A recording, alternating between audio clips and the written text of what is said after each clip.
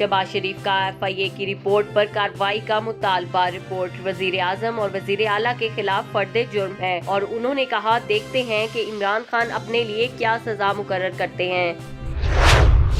मावने खुसूसी फिरदौस आशिक अवान कहती हैं कि हुकूमत मजदूरों के लिए मरहला और सनतें खोलने जा रही है। सनत का पहिया रवा रखने के लिए तरजीहात तय कर रहे हैं। सनतें सूबों की मुशावरत के साथ चलाएंगे।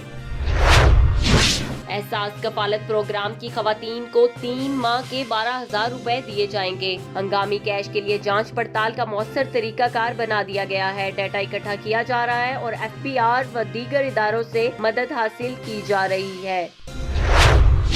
लाहौर में गवर्नर हाउस के बाहर राशन लेने वाले बड़ी तादाद में इकट्ठे हो गए। खवातीन और बच्चे भी शामिल हैं। कहते हैं, कहा गया था गवर्नर हाउस से राशन मिलेगा, कब से इंतजार कर रहे हैं। लोगों के हजूम से कोरोना वायरस फैलने का खदशा।